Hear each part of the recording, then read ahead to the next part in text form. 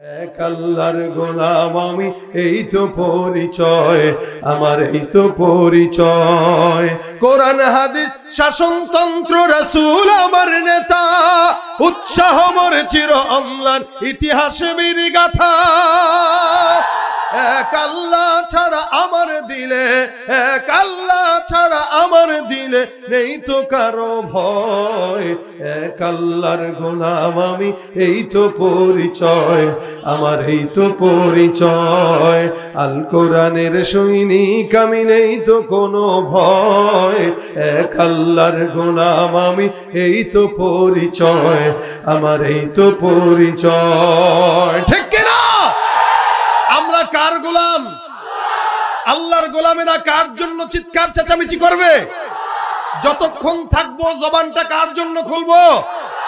আল্লাহ পাক আমাদের কবুল করুক, বলেন আমিন। রোজা আসতেছে, রোজার কথা বললে ডায়াবেটিসের সমস্যা, হাজারো সমস্যা। ইমানের বেলায়, নাফরমানির বেলায় কোনো সমস্যা না, তখন মজা আর মজা। ঠিক কিনা? তুমি রমজান এলে রাখো না রোজা, দিনকে করো আঘাত। পয়সা কড়ির নেই তো অভাব, দাও না তো যাকাত। রমজান এলে রাখো না রোজা, দিনকে করো আঘাত। পয়সা কড়ির নেই তো অভাব, দাও না তো যাকাত। তুমি ইমানদারির বড়াই করো, নেই তোমার ইমান। তুমি ইমানদারির বড়াই করো, নেই তোমার ইমান। তুমি কেমন মুসলমান? তুমি কেমন মুসলমান? তুমি নামাজের সাথে নাই পরিচয়, মানো না কোরআন। নামাজের সাথে নাই পরিচয়, মানো না কোরআন। তুমি কেমন মুসলমান? তুমি কেমন মুসলমান? ঠিক কিনা? নবীর উম্মত দাবি করো, সুন্নাহ মানো না। নবীর অপমানে তোমার হৃদয় কাঁদে না। তুমি নবীর উম্মত দাবি করো, সুন্নাহ মানো না। নবীর অপমানে তোমার হৃদয় কাঁদে না।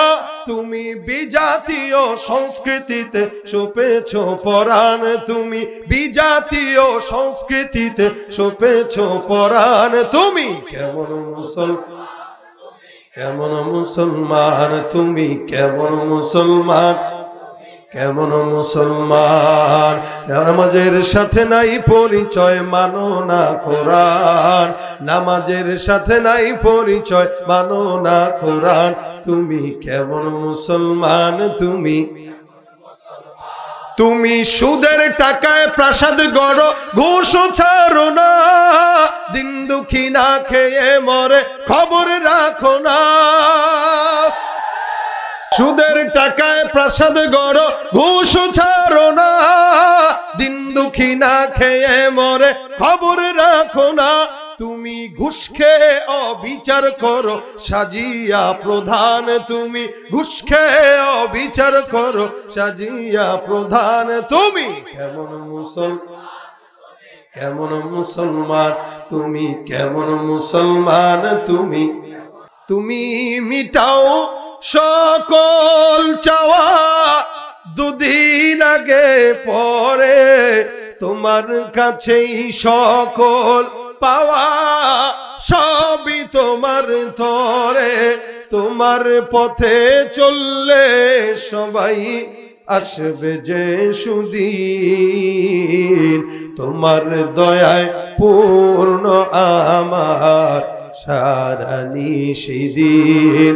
আলহামদুলিল্লাহ আলিয়্যিয যাতি আযীমিস সিফাতি সামিয়্যিস সিমাতি কাবীরিশ শান জলিলিল কদরি রফীঈয যিকরি মুতাঈল আমরি জলিল বুরহান فخيم الاسم عزيز العلم وسيع الحلم كثير الغفران ونشهد أن لا إله إلا الله وحده لا شريك له ونشهد أن سيدنا وسندنا وحبيبنا وحبيب ربنا وطبيبنا وطبيب قلوبنا ومولانا محمد صلى الله عليه وعلى آله وأصحابه وبارك وسلم تسليما كثيرا كثيرا. أما بعد فأعوذ بالله من الشيطان الرجيم. بسم الله الرحمن الرحيم. إن الذين آمنوا وعملوا الصالحات كانت لهم جنات الفردوس نزلا. صدق الله مولانا العظيم. وقال النبي صلى الله عليه وسلم: إنما الأعمال بالنيات، أو كما قال عليه الصلاة والسلام. وقال تعالى: إن الله وملائكته يصلون على النبي يا أيها الذين آمنوا صلوا عليه وسلموا تسليما.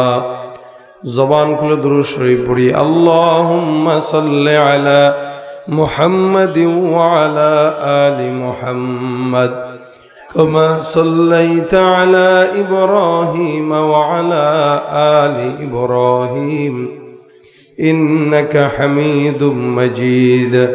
اللهم بارك على محمد وعلى آل محمد كما باركت على إبراهيم وعلى آل إبراهيم إنك حميد مجيد.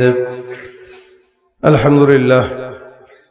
দক্ষিণ মহিষাদী নুরানী তালিমুল কোরআন হাফেজি মাদ্রাসার উদ্যোগে ছাত্রদের পাগড়ি প্রদান উপলক্ষে 11তম ইসলামী সম্মেলনের প্রথম দিনের শেষ অধিবেশনে আল্লাহ পাক আজকের এই মজমায় আমাদেরকে বসার তৌফিক দান করেছেন।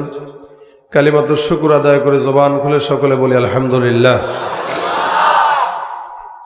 মুখতাসার সময় আপনাদের সামনে দু চারটা কথা বলার নিয়তে বসলাম। আল্লাহ পাক যেন কথায় বারাকাত দান করে, যা বলবো এবং শুনবো আমলের সাথে শোনার তৌফিক দান করে, বলেন আমিন। আপনারা দীর্ঘ সময় যাবৎ ওলামা একরামদের জবান থেকে বয়ান শুনছিলেন। আমার খেয়াল ছিল মাহফিল 10টার ভিতরে শুরু করব, 11টায় শেষ করব, কিন্তু কমিটির সাথে যোগাযোগ করে জানতে পারলাম 11টায় বসাবে। স্বাভাবিকভাবে এই প্রোগ্রামটা খালেদ সাইফুল্লাহ আইয়ুবী সাহেব নিজে রেখেছেন। তো আমার শ্রদ্ধেয় মানুষ, উনি যেই কোনো ডেট রাখলে ওই ডেটে আমি আর কোনো ডেট রাখি না। আজকের ডেটেও আমি আর কোনো ডেট রাখি নাই। বাসার থেকে আস্তে ধীরে বহুদিন পরে আজকে রেস্টের একটা সময় পেয়েছি। প্রতিদিনও তো একাধিক প্রোগ্রাম, এই জন্য আস্তে ধীরে আপনাদের কাছে আসছি। তো ইনশাল্লাহ রাত 12টা এটা কোনো বিষয়ই না। আমি আপনাদেরকে যথাসময়ে মাহফিল শুরু করেছি, যথাসময়ে শেষ করব। তবে এতক্ষণ পর্যন্ত আপনারা যেভাবে চুপচাপ বয়ান শুনছিলেন, খালি আপনারা আপনাদের খোলসটা চেঞ্জ করবেন। জবান যদি খোলা থাকে, মুরব্বী বলেছেন ওনার এই বয়সে যে জজবা, এই জজবার থেকে আপনাদের জজবা আরো 100 গুণ বেশি হওয়া দরকার। যদি হয়, আমার গলার হালত খুবই খারাপ, ভালো না। এখানে ঢোকার পরে বলতেছিলাম আর মন চায় না ওয়াজ করতে, মন চায় খালি একটু বাসায় যদি 1-2 সপ্তাহ খালি লাগাতার রেস্ট নিতে পারতাম, তাহলে শরীরটা একটু আমার জন্য দোয়া করতো। শরীরও বদ দোয়া করে, আর কত চলে। কিন্তু আপনাদের অবস্থা যদি দুর্বল থাকে, আমরা আরো দুর্বল হয়ে যাব। এজন্য আমি যতক্ষণ আছি, গলা যেখানে মন চায় সেখানে যাক। আপনারা যদি স্বতঃস্ফূর্ত আওয়াজ দেন, ওয়াজও হবে, 2-1টা সঙ্গীতও।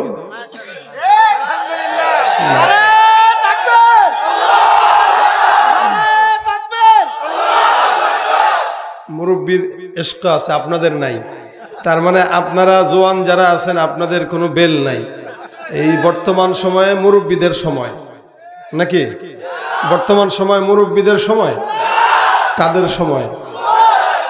জোয়ানদের এই কোয়ালিটি হয়? মনিটর ভোকাল বাড়ান, একবার দিয়ে শেষ, ফরজ আদায় করে ফেলছে। এই চাঁদপুরের মাটিতে আমি অনেক প্রোগ্রাম করছি, মহিষাদীতেও এর আগে করেছিলাম, আমার খেয়াল আছে, এই নামটা আমার মুখস্থ। তবে এরকম কৃপণ জাতি আমি চাঁদপুরে দেখি নাই, আপনারা যতটা কৃপণ আওয়াজের ক্ষেত্রে। আরে একবার টোকা দেব, খালি ওখান থেকে 10 বার বাঁচতে থাকবে। ঠিক মানে জোর করে রেলগাড়িকে যেমন নিতেছেন না, আমিও জোর করে আওয়াজ করলে কিন্তু একটা গজল হবে না। আর যদি আপনাদের স্বতঃস্ফূর্ত আওয়াজ থাকে, বলা লাগবে না, বলার আগেই হবে ইনশাআল্লাহ। এই হাত তুলেন, নারায়ে তাকবীর। আচ্ছা ভাগ হোক দুইটা। আজকে কারা জওয়ান আছেন তারা আগে হাতটা তুলেন। জওয়ান কারা? আমিও জওয়ান, টেনশন নাই, আমিও জওয়ান। হাত তুলছেন সবাই? জওয়ান না আপনি মুরব্বী, এই যে সাদুর আপনি নামান, আপনি বুড়া মানুষ। এই যে পাশে আপনিও বুড়া। জওয়ান কারা? যারা বয়স মোটামুটি 30-এর ভিতরে, নাকি? এরা জওয়ান। কিন্তু আজকের জওয়ান কারা আমি বলে দিচ্ছি। যারা আজকে জওয়ান তারা কারা আর বুড়া কারা? আজকের প্রোগ্রামে যারা বিবাহ করেছে এরা সবাই বুড়া, আর যারা বিয়ে করে নাই এরা সবাই জওয়ান। ঠিক আছে, এখন বলেন কারা কারা বিবাহ করেছেন? তারা হাতটা তুলেন। এবার বিবাহিতরা হাত তুলেন। দেখ আজকে আলহামদুলিল্লাহ বিবাহিতরাই বেশি। হ্যাঁ, আমি তাকবীর বলবো, বিবাহিতরা আগে আল্লাহু আকবার দিবেন, কোনো অবিবাহিত না। নারায়ে তাকবীর। শুধু বিবাহিতরা আবার নারায়ে তাকবীর। এবার অবিবাহিতরা হাত তুলেন। কারা কারা আছে? পোলাপান, ফকির মিসকিনের দল হাত তুলো। এরা আওয়াজ কি আমাদের চেয়ে বেশি হবে? মনে হয় না। স্টেজে আছে মাত্র। আপনি বিয়ে করেন নাই?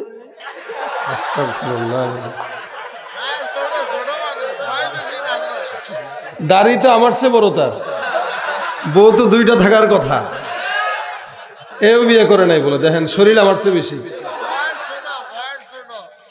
আওয়াজ কি কম হবে না বেশি হবে?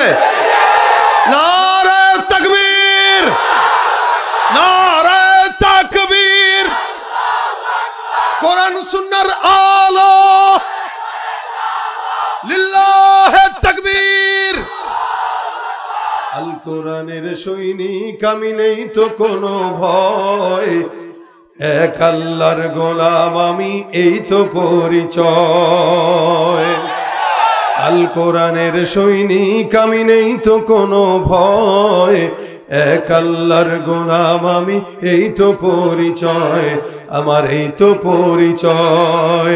এই পৃথিবীর সবই নকল, এই পৃথিবীর সবই নকল, আসল কিছুই নয়, এক আল্লাহর গোলাম আমি, এই তো পরিচয় আমার, এই তো পরিচয়। কোরআন হাদিস শাসনতন্ত্র রাসূল আমার নেতা, উৎসাহ মোর চির অম্লান, ইতিহাসে বীর গাথা। এক আল্লাহ ছাড়া আমার দিলে, এক আল্লাহ ছাড়া আমার দিলে, নেই তো কারো ভয়, এক আল্লাহর গোলাম আমি, এই তো পরিচয় আমার, এই তো পরিচয়। আল কোরআনের সৈনিক আমি, নেই তো কোনো ভয়, এক আল্লাহর গোলাম আমি, এই তো পরিচয় আমার, এই তো পরিচয়। ঠিক কিনা? আমরা কার গোলাম? আল্লাহর গোলামেরা কার জন্য চিৎকার চেঁচামেচি করবে? যতক্ষণ থাকবো জবানটা কার জন্য খুলবো? আল্লাহ পাক আমাদের কবুল করুক, বলেন আমিন। ইনশাআল্লাহ 2 দিন ব্যাপী প্রোগ্রাম। আপনারা কি এই প্রোগ্রামটা পেয়ে খুশি? সবাই খুশির আওয়াজ কিন্তু আসতে হয় না, মাথায় রাখেন। এজন্য আমি আগেই বলেছি, আপনাদের আওয়াজ কমবে তো আমার ওয়াজও কমবে, আওয়াজ থাকবে তো ওয়াজও থাকবে ইনশাআল্লাহ। আল্লাহ পাক আমাদের এই মাহফিলকে কবুল করুক, যারা আয়োজন করেছে তাদেরকে কবুল করুক, মাদ্রাসাকে কবুল করুক। এটা নেক কাজ না গুনাহের কাজ?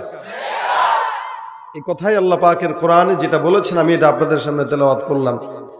আল্লাহ পাক বলেন, এই আমরা সবাই এখানে যারা বসা, দুনিয়াতে এমন কোন মুসলমান নাই যে জান্নাত পেতে চায় না। এটা লোভ, এটা আমাদের তামান্না। আমরা আল্লাহ পাকের জান্নাত পাবো, এটা পেতে চাই, এটা আমাদের মনের তামান্না, আমাদের মনের চাহিদা। কিন্তু তামান্নাকে পূরণ করতে গেলে কিছু কাজ করতে হয়, ওইটা আমরা করি না। জান্নাত পেতে খুব বেশি কষ্ট লাগে না, একদম সহজ। আল্লাহ পাকের কোরআনের আয়াত অনুযায়ী জান্নাত অনেক সহজ, যদি আয়াতের সারমর্ম বুঝা যায়, আল্লাহ পাকের কথা মানা যায়।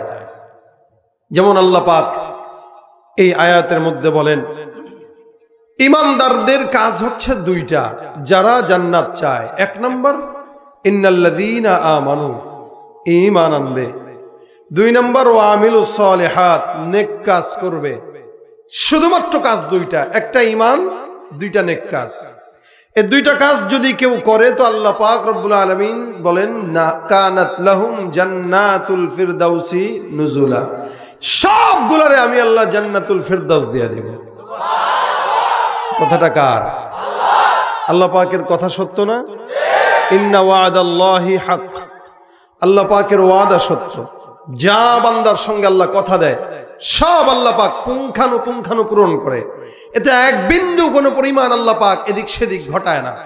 এখানেও আল্লাহ পাক রব্বুল আলামিন বলেন, ইন্নাল্লাযীনা আমানু ওয়া আমিলুস সালিহাত কানাত লাহুম জান্নাতুল ফিরদাউসি নুজুলা।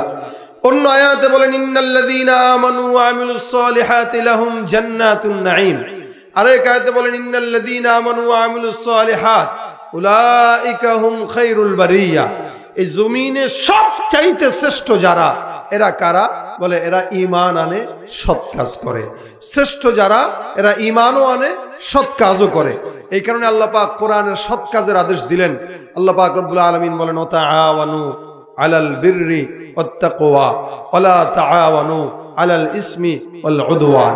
এই বান্দার, তোমরা যদি সহযোগিতা করতেই হয় তবে দ্বীনের কাজে সহযোগিতা করো, তাকওয়ার কাজে সহযোগিতা করো। গুনাহের কাজ সহযোগিতা করা যাবে না, নাফরমানি কাজ সহযোগিতা করা যাবে না। কেন? ইমানদারকে নেক কাজ করার আদেশ দেওয়া হয়েছে, এটা ইমানদারের কাজ। সর্বপ্রথম আল্লাহ বলেন ঈমান আনতে, আগে ঈমান আনো, ইমানদার হয়ে যাবে। এগুলো আল্লাহ পাকের ওয়াজ, নসিহত। এই যে আপনারা প্যান্ডেল সাজাইলেন, মাইক আনলেন, স্টেজ করলেন, এটা তো এখনকার জামানার নতুন কোনো উদ্ভাবন বিষয় নয়। এটা আল্লাহ পাক রব্বুল আলামিন জমিন সৃষ্টির করার থেকে নিয়েই বান্দাকে ওয়াজ করেছেন, নবীদেরকে প্রেরণ করেছেন যেন নবীরা তাদের উম্মতকে ওয়াজ করে। বর্তমান সময়ে কিছু মানুষ ওয়াজ মাহফিল শুনলে এদের মাথায় কিছুটা আগুন লাগে, যে কোত্থেকে পাইলো, নতুন বেদাত শুরু করছে, প্যান্ডেল টাঙায় মাইক সাজায় টাজায় ওয়াজ করে। এগুলো তো রসুলের জামানায় ছিল না। আরে রসুলের জামানায় ছিল না বললোটাকে? নবী করিম মসজিদে নববীতে বসে বসে ঘন্টার পর ঘন্টা সাহাবা একরাম অপেক্ষা করতেন রসুলের একটু নসিহত শোনার জন্য। এজন্য নবী হাদিসে বলেছেন, আদ-দীনু আন-নাসিহা, দিনটাই হলো নসিহত। সুবহানাল্লাহ। নসিহত যতদিন থাকবে দিন টিকে থাকবে, নসিহত নাই তো দিনও ধ্বংস। কথা বুঝেন নাই? নসিহত থাকবে তো কি থাকবে? ঈমান ইয়াকিনের মুযাকারা থাকবে তো কি থাকবে? দাওয়াত ও তাবলীগের মেহনত থাকবে তো কি থাকবে? দুনিয়া থাকবে। দিন থাকবে, নসিহত থাকবে তো দিন থাকবে, দিন থাকবে তো দুনিয়া থাকবে। নসিহত নাই, দিনও নাই, দিনও নাই তো দুনিয়াও। এগুলো আল্লাহ পাক সৃষ্টির শুরু থেকে নিয়েই এই পর্যন্ত করে আসছেন। যুগে যুগে যত নবী আল্লাহ পাক পাঠিয়েছেন সব নবীদের কাজ ছিল ওয়াজ করা। আল্লাহ নিজেও ওয়াজ করেছেন। এজন্য আল্লাহ কোরআনে বলেন, ইন্নাল্লাহা নি'ম্মা ইয়াইযুকুম বি, নিশ্চয়ই আল্লাহ পাক ও বান্দাকে কি করেন? ওয়াজ করেছেন। ইয়াইযুকুম বি, তোমাদেরকে ওয়াজ করেছেন কে? বলে আল্লাহ। তার মানে ওয়াজটা এখনের শুরু না। হ্যাঁ, পন্থা পরিবর্তন হয়েছে। আগে মাইক ছিল না, মাইক আসছে, এটা জামানার চাহিদা অনুযায়ী। প্যান্ডেল ছিল না, প্যান্ডেল আসছে। এমন স্টেজ ছিল না, হয়তো এমন স্টেজ নতুন করে আসছে। পর্যায়ক্রমে এভাবেই পরিবর্তন হয়। তবে মুলাক্খাস যেটা, মূল যেটা, ওটা কিন্তু নসিহা, ওটা কিন্তু আগেও ছিল, এখনো আছে। শুরুতেই ওয়াজ। এজন্য আল্লাহ পাক ইমানদারকে ওয়াজ করেছেন।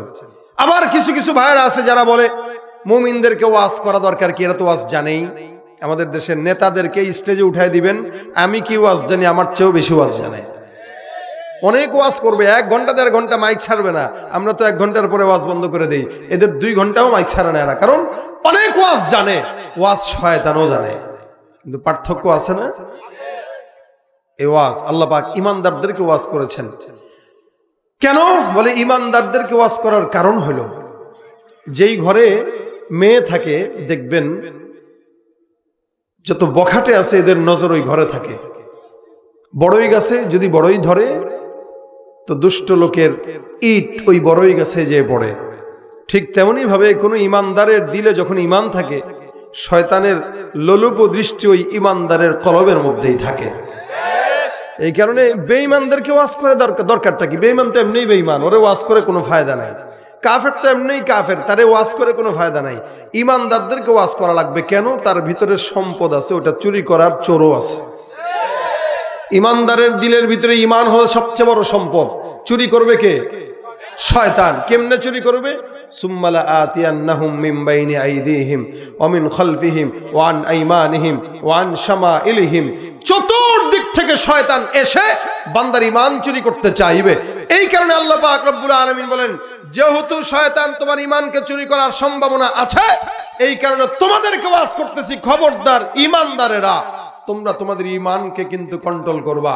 কখনো কখনো বলেন ইয়া আইয়ুহাল্লাযীনা আমানু আমিনু, হে ঈমানদার, ঈমানদার হয়ে যাও, ঈমান আনয়ন করো। কখনো বলেন ইয়া আইয়ুহাল্লাযীনা আমানু উদখুলু ফিস সিলমি কাফা, হে ঈমানদার পরিপূর্ণ ইসলামে ঢুকে যাও। কখনো বলেন ইয়া আইয়ুহাল্লাযীনা আমানু ইত্তাকুল্লাহ, হে ঈমানদার তাকওয়া অবলম্বন করো। সব ওয়াজ ঈমানদারদেরকে কেন করলেন?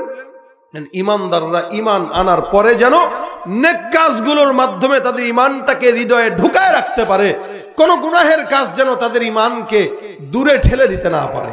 এই কারণে যত ওয়াজ সব কাদেরকে? ঈমানদারদেরকে। এই জন্য আল্লাহ পাক আয়াতে বলেন যারা ঈমানদার হবে, নেক কাজ করবে, আমি আল্লাহ পাক এদেরকে জান্নাত দিব। কাজ দুইটা, একটা ঈমানদার, দুইটা নেক কাজ। বর্তমানে ঈমানদার যারা এখানে দাবি করে, অসংখ্য ঈমানদার দাবি করে মুমিন, কিন্তু নামাজ পড়ার কথা বলবেন জুমার নামাজ ছাড়া মসজিদে যায় না। 5 ওয়াক্ত নামাজের দাওয়াত দিবেন, হেসে দিয়ে বলবে হুজুর প্যান্টের মধ্যে সমস্যা নাই আপনাদের এলাকায়। প্যান্টের সমস্যা মানে প্যান্টে মুতে কথা বলে না। আরে একটা বাচ্চার যদি প্যান্ট না পাক থাকে মানা যায়, 30 বছরের বুড়ার যদি প্যান্ট না পাক থাকে এটা তো মানা যায় না। যদি কারো প্যান্ট না পাক থাকে, যদি বলে নামাজের কথা বলার পরে যদি কোনো মতে বলে ভাই প্যান্টে ঝামেলা আছে, কালকে পরমনে আপনি তারা ধরে নিয়ে বলবেন ভাই চলেন এক জায়গায় যাই, সুন্দর করে ফার্মেসিতে যাবেন, যা কোন ভাই দেখেন তো এই সাইজ অনুযায়ী কোনো প্যাম্পাস আছে কিনা একটু দেন, তারে পরায় দেয়। কথা বলে না? যারা প্যান্ট না পাকের কথা বলে এদেরকে প্যাম্পাস পরায় রাখবেন প্রয়োজনে, তারপরেও যেন প্যান্টটাকে না পাক না করতে পারে। নামাজের কথা বললে প্যান্টের সমস্যা, রোজা আসতেছে রোজার কথা বললে ডায়াবেটিসের সমস্যা, হাজারো সমস্যা। ঈমানের বেলায়, নাফরমানির বেলায় কোনো সমস্যা না, তখন মজা আর মজা। ঠিক কি না? তুমি রমজান এলে রাখো না রোজা, দিনকে করো আঘাত, পয়সা কড়ির নেই তো অভাব, দাও না তো যাকাত। রমজান এলে রাখো না রোজা, দিনকে করো আঘাত, পয়সা কড়ির নেই তো অভাব, দাও না তো যাকাত। তুমি ঈমানদারির বড়াই করো, নেই তোমার ঈমান, তুমি ঈমানদারির বড়াই করো, নেই তোমার ঈমান। তুমি কেমন মুসলমান, তুমি কেমন মুসলমান, তুমি নামাজের সাথে নাই পরিচয়, মানো না কোরআন, নামাজের সাথে নাই পরিচয়, মানো না কোরআন। তুমি কেমন মুসলমান, তুমি কেমন মুসলমান। ঠিক কিনা? নবীর উম্মত দাবি করো, সুন্নাহ মানো না, নবীর অপমানে তোমার হৃদয় কাঁদে না। বিজাতীয় দেখবেন না, চুলের দিকে তাকায় দেখেন, চুলটা চোখা নাই, চতুর্দিকে টাক্কু, উপর দিকে স্মৃতিসৌধ বানায় রাখছে, এমন চোখা। চুলের কালারও আছে আবার ঘোড়ার লেজের মতো কালার, কখনো গরুর লেজের মতো কালার। এমন চিকন প্যান্ট পরে দেখলে দুইটা সুপারি গাছ দাঁড়ায় আছে এটাই মনে হয়। বসে উঠতে পারে না, দাঁড়ায় প্রস্রাব করা লাগে। চেহারার দিকে তাকাবেন, কানে দুল আছে, দাড়ি যদিও রাখে, এখানে আবার একটা রাবার দিয়ে রাখে, রাবার এখানে একটু ওখানে একটু। প্যান্ট পরবে, হাঁটুতে ছিঁড়া, রানে ছিঁড়া, পায়ের নিচে ছিঁড়া, পাছার পিছনেও ছিঁড়া। আছে না নাই? দেখলে বুঝার উপায় নাই এটা মানুষ নাকি চিড়িয়াখানার জন্তু। মনে হয় চিড়িয়াখানার দরজা খোলা ছিল, কোন রকম পলায় আসছে। এই হলো নবীর উম্মতদের হাল। যদি জিজ্ঞাসা করেন ভাই জাহান্নামে যাবেন না জান্নাতে যাবেন, কি হয় আমি মুসলমান, আমি কি জাহান্নামে যেতে চাই? আমি রাসূলের সাথে জান্নাতে যাব। তা রাসূলের সাথে জান্নাতে গেলে তুমি মেসির মতো চুল রাখো কেন? নবীর সঙ্গে জান্নাতে যেতে হলে তুমি নেইমারের মতো কেন চুল রাখো? মনে রাখবেন, যারা আওয়ামী লীগ করে তারা বঙ্গবন্ধুর আদর্শ পালন করে, যারা বিএনপি করে শহীদ জিয়ার আদর্শ লালন করে, যারা ইসলাম পালন করে তারা মুহাম্মদুর রাসূলুল্লাহর আদর্শ লালন করে। ঠিক কিনা বলেন? তুমি নবীর উম্মত দাবি করো, সুন্নাহ মানো না, নবীর অপমানে তোমার হৃদয় কাঁদে না। তুমি বিজাতীয় সংস্কৃতিতে সপেছো পরাণ, তুমি বিজাতীয় সংস্কৃতিতে সপেছো পরাণ। তুমি কেমন মুসলমান, কেমন মুসলমান, তুমি কেমন মুসলমান, কেমন মুসলমান। নামাজের সাথে নাই পরিচয়, মানো না কোরআন, নামাজের সাথে নাই পরিচয়, মানো না কোরআন। তুমি কেমন মুসলমান, তুমি সুদের টাকায় প্রাসাদ গড়ো, ঘুষ ছাড়ো না, দিন দুঃখী না খেয়ে মরে খবর রাখো না। সুদের টাকায় বাড়ি আছে না নাই?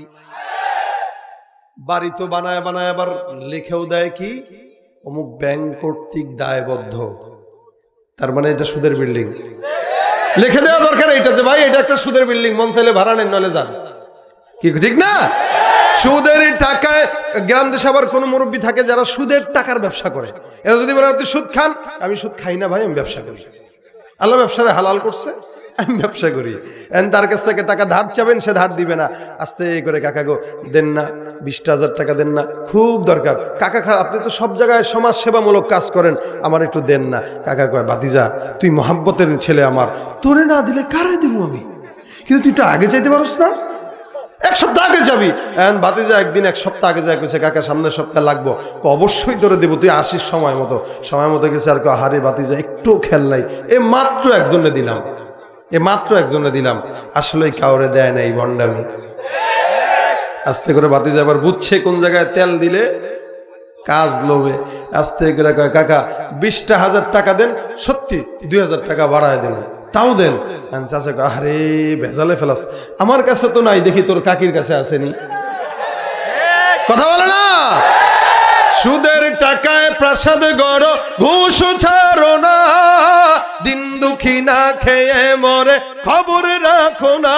তুমি ঘুষ খেয়ে অবিচার করো সাজিয়া প্রধান, তুমি ঘুষ খেয়ে অবিচার করো সাজিয়া প্রধান। তুমি কেমন মুসলমান, কেমন মুসলমান, তুমি কেমন মুসলমান, তুমি না खौफ खुदा दिल में है ना गैरत ईमान, कैसे मुसलमान है तुम, कैसे मुसलमान, कैसे मुसलमान है तुम, कैसे मुसलमान। ठीक कि ना? मुसलमान दाबिर नाम नाकि मानार नाम? जोरे बोलेन दाबिर नाम ना मानार नाम? ईमानदार दाबी करार नाम नय। আল্লাহ পাক রব্বুল আলামিন বলেন অমিনান নাসি মান ইয়াকুলু আমান্না বিল্লাহি ওয়া বিল ইয়াউমিল আখির ওয়া মা হুম বিমুমিনিন। মানুষের মধ্যে একদল থাকবে যারা নিজেরা নিজেদেরকে মুমিন বলবে। আল্লাহ পাক ডাক দিয়া বলেন মুমিন যারা দাবি করবে এরা নামাজও পড়বে, রোজাও রাখবে, জিহাদও করবে, যাকাতও দিবে, হজও করবে। এমন কোন কাজ নাই ইমানদারদের যেগুলা গুণেগুলা বান্দার মধ্যে থাকবে না। বান্দা যদি নিজের ইমানদার দাবি করে, এটা দাবির জিনিস না, এটা চেহারায় প্রকাশ পাওয়ার জিনিস। একজন বেঈমান আর একজন ইমানদারের হালত চেহারার মধ্যে প্রকাশ পায়। কারণ ইমানদারের দাবি করা লাগে না, দেখলেই বোঝা যায় কে বেঈমান আর কে ইমানদার। ঠিক কিনা? কোন লোক যদি বিয়ে করার পরে স্টেজের মধ্যে আইসা যদি কয় ভাই আমি আমার বউরে খাওয়াই, আমি আমার বউরে পালি, আমি আমার বউরে না শাড়ি কিনে দেই, তো আচ্ছা বলেন তো এটা কি তার উচিত? এটা তো তার দায়িত্ব। সে স্টেজে উঠে মানুষের শোনাবে কেন? যদি কেউ স্টেজে উঠে বলে ভাই আমি আমার বউরে শাড়ি কিনে দেই, আমি আমার বোনের মাঝে মাঝে টাকা দিই, 5,000 টাকা দিই, বুঝতে হবে এটা এলাকার মধ্যে প্রকাশ্যে ঘর জামাই। কথা বুঝেন নাই? বউর টাকা চলে তো মাঝে মাঝে বউর একটু কিনা দিয়ে মানুষের ফুটায় যে আমি দিছি। এটা কি ঘর জামাই?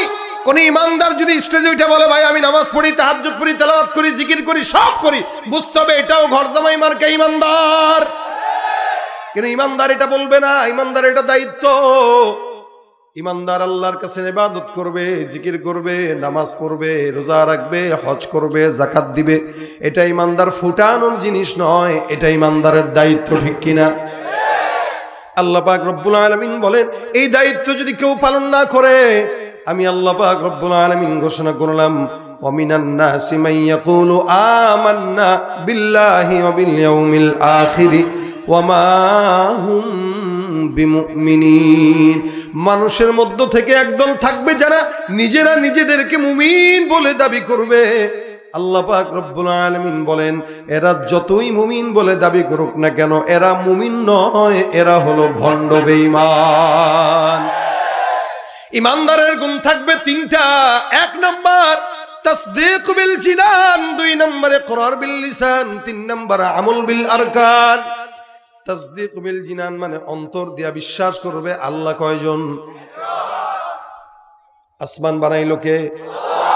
যত কিছু আছে সব বানাইছে আল্লাহ, এটার বিশ্বাস রাখা, এটার নাম হলো ঈমান। একটা ইহুদি মুশরিক এটাও বিশ্বাস করে যে আল্লাহ একজন আছে। আল্লাহ পাক ডাক দিয়া বলেন ওয়ালা ইন সাআলতাহুম মান খালাকাস সামাওয়াতি ওয়াল আরদা লা ইয়াকুলুনাল্লাহ। আসমান বানাইলো কে? জমিন বানাইলো কে? পাহাড় বানাইলো কে? সব যদি কাফের মুরতাদদেরকে প্রশ্ন করো, এরাও বলবে আল্লাহ। এই সমস্ত কিছুর মালিক হলো আল্লাহ, নাজিল করেছেন আল্লাহ, সৃষ্টি করেছেন আল্লাহ। তারাও বিশ্বাস করে, আমরাও বিশ্বাস করি, কিন্তু পার্থক্য কোথায়? আল্লাহ পাক পার্থক্য জানায় দিয়া ডাক দিয়া বলেন ওয়াকালাতিল ইয়াহুদু উযাইরুন ইবনুল্লাহ ওয়াকালাতিন নাসারাল মাসীহু ইবনুল্লাহ। ইহুদিরা বলে উযাইর হলো আল্লাহর পুত্র, নাসারারা বলে মাসীহ হলো আল্লাহর পুত্র। আল্লাহ পাক রব্বুল আলামিন মুমিনদেরকে শিখায় দিলেন কুল হুয়াল্লাহু আহাদ আল্লাহুস সামাদ লাম ইয়ালিদ ওয়া লাম ইউলাদ ওয়া লাম ইয়াকুল লাহু কুফুয়ান আহাদ। আপনার মতো আমার মতো ইমানদারের গলার মধ্যে চাকু লাগায় যদি বলে এই ইমানদার বল আল্লাহ একজন নয় আরেকজন আছে, আপনার মতো আমার মতো ইমানদার দাড়িও নাই, টুপিও নাই, নামাজও যদিও কম পড়ি, কিন্তু ইমানদার যদি নিজেকে দাবি করি আল্লাহর কসম ফাঁসির মঞ্চে দাঁড়াইতেও রাজি, কিন্তু আল্লাহর সঙ্গে শরীক করতে রাজি না।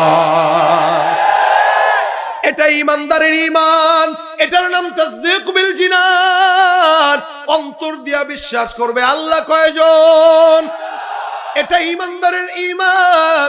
আল্লাহ পাক রব্বুল আলামিনের বান্দারা অন্তর থেকে গভীর থেকে আল্লাহকে মহব্বত করবে।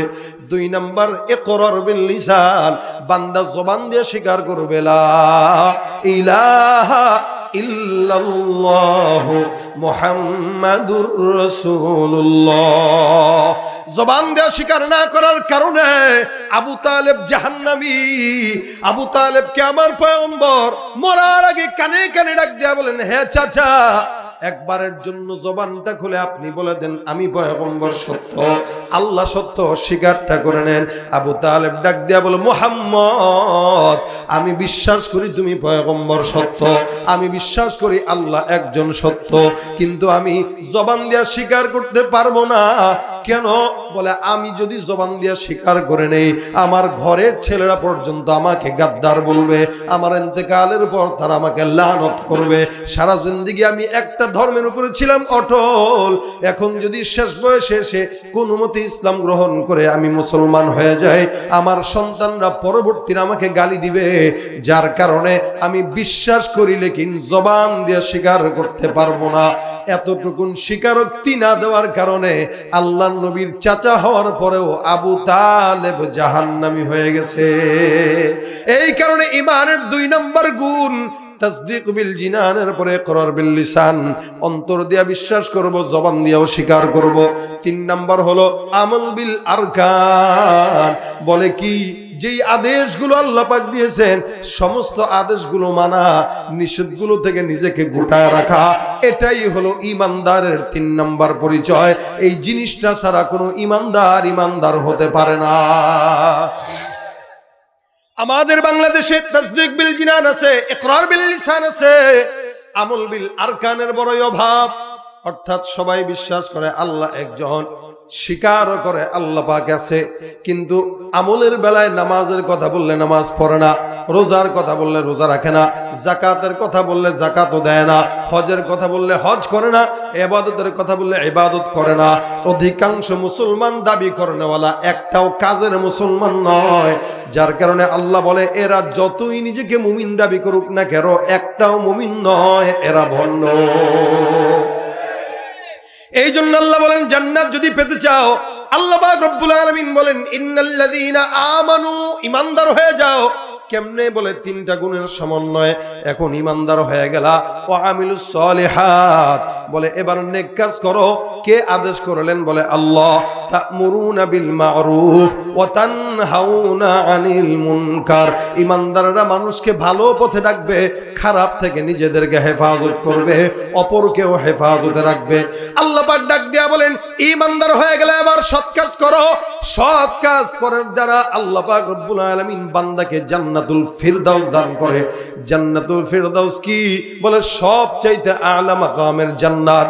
এই জান্নাতের উপরে কোনো জান্নাত নাই, যেই জান্নাতটা আল্লাহর আরশের নিচে অবস্থিত জান্নাত। আল্লাহ পাক ডাক দিয়া বলে যারা ইমানদার হবে আর নেক কাজ করবে। রাসূল করিম হাদিস শরীফে বর্ণনা করে একজন ইমানদার বান্দা সারা জিন্দেগি আমল করলো, বদ আমল করে নাই কোনোদিন, কিন্তু একটা খারাপ কাজের কারণে আল্লাহ পাক তাকে জাহান্নাম দিতে পারে। আবার এমন গুনাহগার বান্দা সারা জিন্দেগি গুনাহ করলো, ছোট্ট একটা নেকের কাজের কারণে আল্লাহ পাক বান্দাকে জান্নাত দিতে পারে। রাসূল হাদিসে বর্ণনা করেন একদলের লোক, একটা বান্দার অবস্থা এমন ছিল যেই বান্দাটা এলাকায় ঘুরে ঘুরে বান্দাদেরকে খরচে হাসানা দিত, এলাকার মধ্যে ঋণ দিত, মানুষকে সেবা করার জন্য ঋণ দিত, কোনোদিন ইবাদত করতো না। এই বান্দাটার ইন্তেকালের পরে আল্লাহর নবী ডাক দিয়া বলে তাকে আল্লাহ পাক জান্নাত দিল। সাহাবারা ডাক দিয়া বলেন ইয়া রাসূলুল্লাহ, এই বান্দা কেমনে জান্নাত পাইলো? সারা জিন্দেগি কোনো আমলও করে নাই। নবী করিম সাল্লাল্লাহু আলাইহি ওয়াসাল্লাম ডাক দিয়া বলেন হে সাহাবা আজমাইনের দল, এই বান্দা এলাকার মধ্যে বান্দাদেরকে কর্জে হাসানা দিত। যখন নাকি প্রতিদিন সকালবেলা কর্জে হাসানার ঋণগুলো গ্রহণ করার জন্য খাদেমকে পাঠাইতো, ওই খাদেমটা মানুষের কাছে যে ঋণের টাকাগুলো গ্রহণ করত, রাসূল বলেন বান্দাকে যখন ঋণের টাকা গ্রহণ করার জন্য পাঠাইতো তখন এই কথাও বলে দিত, খবরদার কোন ইমানদার যদি ঋণের টাকা শোধ করতে কষ্ট হয় তাকে আমার তরফ থেকে মাফ করে দিবা। সুবহানাল্লাহ। কর্জে হাসানা দিত, কেউ না দিতে পারলে কি করত? এখন তো কর্জে হাসানা কমে গেছে, এটার ই নাই আর আমাদের দেশে, এটা আর চলে না। কেন চলে না? যখন থেকে এটা বাদ হয়ে গেছে তখন থেকেই সুদের কারবারি শুরু হয়ে গেছে। আল্লাহ পাক কোরআনে বলেন ওয়া আকরিদুল্লাহ করদান হাসানা, তোমরা আল্লাহকে কর্জে হাসানা দাও। আল্লাহকে দাও মানে কোনো বান্দাকে কর্জ হাসানা দেওয়া মানে আল্লাহকে কর্জে হাসানা দেওয়া। কর্জে হাসানা যখন বন্ধ হয়ে গেল, এখন ওই ব্রাক এনজিওরা সুদের কারবারি মুসলমানের ভিতরে ঢুকায় দিল। কর্জে হাসানা নিলে দেয় না, কিন্তু সুদের টাকা নিলে কিন্তু ঠিকই দেয়, নাহলে তো টিনের চালও খুলে নিয়ে যায়। আর কর্জে হাসানা যদি কেউ দিবেন, আপনি মনে করবেন জীবনের সবচাইতে বড় ভুল আপনি ওইটাই করছেন। হাত ধইরা পাও ধরে আব্বা ডেকে টাকা নিবে আগামীকাল সকাল 7টার কথা বলে, সকাল 7টা 10 বছরেও আর আসে না। এই জন্যই তো কর্জে হাসানা বন্ধ হয়ে গেছে, ঋণ বন্ধ হয়ে গেছে। তে আল্লাহর বান্দা সারা জিন্দেগি গুনাহ করছে, কোনোদিন নেকের কাজ করে নাই, শুধুমাত্র এই কাজটা করতো যে মানুষকে পাঠাইতো আর বলে দিত কেউ দিতে না পারলে মাফ করে দিবা, দিতে পারলে গ্রহণ করবা। আল্লাহর নবী বলেন এই বান্দাটা যে এতটুকুন কাজ করতো, কিয়ামতের ময়দানে আল্লাহ পাক রব্বুল আলামিন বান্দাকে জান্নাতে নিবে উসিলা তালাশ করে। আল্লাহর ফেরেশতারা ডাক দিয়ে বলে মালিক, বান্দাটার কোনো ইবাদত নাই, সারা জিন্দেগি কেবল গুনাহ গুনাহ, একটা জিনিস পাওয়া গেছে, এই বান্দা মানুষকে ঋণ দিত, আর ঋণের টাকা কেউ যদি দিতে না পারতো তাকে মাফ করে দিত। আল্লাহ পাক ডাক দেয়া বলেন, যেই বান্দা জমিনের একজন ইমানদার বান্দার ঋণের বোঝা মাফ করে দেয়, আমি আল্লাহ তার গুনাহের বোঝা মাফ করে তাকে জান্নাতের ফয়সালা করে দিলাম। এটা হলো নেকের কাজ। মানুষকে ঋণ দেওয়া, কেউ যদি শোধ না করতে পারে ক্ষমা করে দেওয়া, মানুষের সঙ্গে খারাপ ভাষায় কথা না বলে উত্তম ভাষায় কথা বলা, দান সৎকা করাও নেকের কাজ। আল্লাহর নবী বলেন, নেকের কাজ করো, সাদকা নেকের কাজ, দান করা নেকের কাজ। তবে নবী বলেন, কেউ যদি দান নাও করতে পারে, তবে আল কালিমাতুত তাইয়্যিবাতু সাদাকাতুন, উত্তম কথা বলো কোন ইমানদারের সঙ্গে, আমার আল্লাহ পাক উত্তম কথা বলার মাধ্যমে বান্দারে জান্নাত দান করে দিবে, সাদাকার সওয়াব দিয়ে দিবে। ভাইরা আমার, ইমানদাররা ইমানের কাজ করবে, নেক কাজ করবে, নেকের আদেশ দিবে। এই জন্য আল্লাহ বলেন, ওয়াতাআওয়ানু আলাল বিররি ওয়াত তাকওয়া, তোমরা তাকওয়া এবং নেকের কাজে সহযোগিতা করো।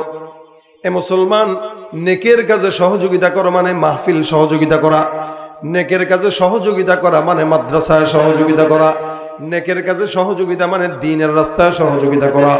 কেউ নেকের কাজ করে করে জান্নাতে যায়, আবার কেউ নেকের কাজ করতে না পেরে আফসোস করার মাধ্যমে জান্নাতে যায়। সুবহানাল্লাহ। কথাটা বুঝতে পারছেন? কেউ নেক করে জান্নাতে যায়, আর কেউ আফসোস করে করে জান্নাতে যায়। কেন? বলে নিয়ত তো করছিল, আফসোস মানে করতে পারে না, যার কারণে আফসোস। রাসূল বলেন, মান হাম্মা বিহাসানাতিন, কেউ যদি একটা নেকের কাজের নিয়ত করে, একটা, ফালাম ইয়ামাল, কিন্তু সেটা করে নাই, আল্লাহ রাসূল বলেন, কাতাবাল্লাহু লাহু হাসানাতান কামিলাতান। একটা নেকের কাজ করলো, নিয়ত করলো, কিন্তু করতে পারে নাই, আফসোস ছিল, আফসোস। আল্লাহর হাবিব বলেন, এর আফসোসের কারণে আল্লাহ পাক তাকে একটা নেকি দান করে দেবেন। আল্লাহ কি দয়ালু না? দয়ালু না? কঠিন দয়ালু। কত দয়ালু! বলে রাসূল হাদিসে বলেন, মহব্বত আর দয়াটাকে যখন আল্লাহ বানায় 100 ভাগে ভাগ করে, 100 ভাগের 1 ভাগ গোটা দুনিয়া ছড়ায় দেয়, বাকি থাকে কয় ভাগ? 99 ভাগ। এই 99 ভাগ মহব্বত শুধুমাত্র আল্লাহ পাক বান্দাকে ক্ষমা করার জন্য আল্লাহ পাকের দিলে রেখে দিয়েছেন। সুবহানাল্লাহ। তুমি মিটাও সকল চাওয়া, দুদিন আগে পরে তোমার কাছেই সকল পাওয়া, সবই তোমার তরে, তোমার পথে চললে সবাই আসবে যে সুদিন, তোমার দয়ায় পূর্ণ আমার সারা নিশিদিন। আল্লাহ তুমি দয়ার সাগর, আল্লাহ তুমি দয়ার সাগর, রহমানুর রহিম, তোমার দয়ায় পূর্ণ আমার সারা নিশিদিন। কার দয়া? আল্লাহ দয়া করছে। আব্দুল্লাহ ইবনে মুবারক রাহমাতুল্লাহ আলাইহির জামানার ঘটনা। ওনার বাড়ির পাশে একজন কামারের বাড়ি ছিল, কামারটাও ছিল বড় আবেদ। আব্দুল্লাহ ইবনে মুবারক ছিলেন বিশাল বড় মুহাদ্দিস ফাকিহ। ওনার ইন্তেকালের পর ওনার এলাকার একজন বান্দা স্বপ্ন দেখলো, স্বপ্ন আব্দুল্লাহ ইবনে মুবারকের ইন্তেকালের পর স্বপ্ন দেখলো। স্বপ্নের মধ্যে তাকায় দেখে আব্দুল্লাহ ইবনে মুবারক রাহমাতুল্লাহি আলাইহি, উনি ডাক দেয়া বললেন, হুজুর, আল্লাহ পাক রব্বুল আলামিন আপনার সঙ্গে কি ব্যবহার করেছেন একটু বলেন। আব্দুল্লাহ ইবনে মুবারক ডাক দেয়া বলে, হে গোলাম, আমার আল্লাহ পাক রব্বুল আলামিন আমার সঙ্গে খারাপ ব্যবহার করেন নাই, মাফ করে দিছেন। জমিনের মধ্যে আমি যা ইবাদত করলাম ওগুলার কারণে আল্লাহ পাক আমারে মাফ করে জান্নাতের ঠিকানা দিছেন। কিন্তু আমার পাশের ঘরের যে একটা কামার ছিল, আমার আফসোসটা এই জায়গায়, আমার চাইতেও ওই কামারের মর্যাদা আল্লাহ একটু বেশি দিয়েছেন। অথচ যেখানে আমার পয়গম্বর বলে, এ আল্লাহ পাক রব্বুল আলামিনের জমিনের মধ্যে একজন আবেদ আর একজন আলেম, পার্থক্য কোথায়? বলে 1000 আবেদের চাইতে একজন আলেম উত্তম, ইন্নামা ইয়াখশাল্লাহা মিন ইবাদিহিল উলামা। আল্লাহ পাক রব্বুল আলামিনকে সবচাইতে অধিক ভয় পায় কারা? যারা হলো আলেম তারা। ঠিক কিনা? মাদ্রাসায় যারা পড়ে, আলেম যারা হয়, এরা আল্লাহ পাককে সবচাইতে বেশি ভালোবাসে এবং ভয় পায়। কোন স্কুলের পড়ার বেলায় আল্লাহর হাবিব আল্লাহ পাক এগুলা বলেন নাই। কলেজের ছাত্রের বেলায় আল্লাহ পাক এটা বলেন নাই। স্কুলে পড়ার বেলায় আল্লাহ পাক এটা বলেন নাই। কেন? বলে স্কুলের পড়া দুনিয়াদারের পড়া, মাদ্রাসার পড়া দ্বীনের পড়া। দ্বীন যার ভিতরে থাকে, আল্লাহর ভয় তার ভিতরে থাকে। ঠিক কিনা জোরে? কিন্তু স্কুলের পড়াটাকে আমি অবজ্ঞা করতেছি না।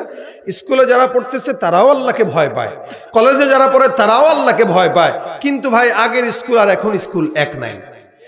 আগে মানুষ স্কুলে পড়লেও আল্লাহ ভীরু হইতো, আগে মানুষটা স্কুলে পড়লেও নামাজি হইতো, তাবলীগী হইতো।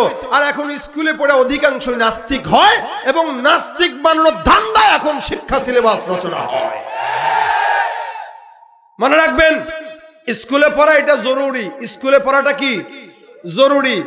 দ্বীনের শিক্ষা করা জরুরি না, মাদ্রাসায় পড়া জরুরি না, দ্বীনের শিক্ষা জরুরি না। আমি আবার বলি, স্কুলে পড়া জরুরি, দ্বীনি শিক্ষা জরুরি না। দ্বীনি শিক্ষা হইল ফরজ। বলেন কি? দ্বীনি শিক্ষা জরুরি না, এটা কি? লাগবেই। নামাজটা মুমিনের জন্য জরুরি না, এটা কি? ফরজ। নামাজটা ফরজ। কেউ যদি বলে নামাজ জরুরি, কি এর জরুরি? মিয়া, জরুরি জিনিস হইলেও হয়, না হইলেও চলে। ভাত খাওয়া জরুরি, ভাতের পরিবর্তে কেউ যদি রুটি খায় হবে কি হবে না? ভাত খাওয়াটা জরুরি বাঙালির জন্য। ভাত ছাড়া বাঁচতে পারে না, এই কারণে ভাত খাইতেই হয়। ভাত খাওয়া জরুরি বুঝলাম, কিন্তু রুটি খাইলেও হয়ে যায়। নামাজ ফরজ, নামাজের বিকল্প আর কিচ্ছু নাই যেটা করলে নামাজের ফরজ আদায় হবে। আছে? নেই। এজন্য দ্বীনি শিক্ষা ফরজ, দুনিয়াবি শিক্ষা জরুরি। জরুরি আগে না ফরজ আগে? মাহফিল জরুরি, নামাজ কি? মাহফিল জরুরিটা কেন পালন করব? বলে নামাজ ধরার জন্যই। নামাজের জন্যই মাহফিল করা, মাহফিলের জন্য নামাজ না। সুতরাং এখন এই মাহফিলটা করতে যায় যদি নামাজ ক্যান্সেল হয়, তাহলে মাহফিলকে ছেড়ে দেওয়াই উত্তম। কথা বলেন ঠিক কিনা? ঠিক তেমনি ভাবে স্কুল, কলেজ, ভার্সিটি, ডাক্তারি, ইঞ্জিনিয়ারিং পড়া জরুরি, ফরজ না। এখন এই জরুরি শিখতে যায় যদি নাস্তিক হইতে হয়, এই জরুরতকে লাথি দিয়ে বের করে দ্বীনি শিক্ষাকে অর্জন করা ঈমানের দাবি। ঠিক কিনা ধরে কর? আজকে সমাজে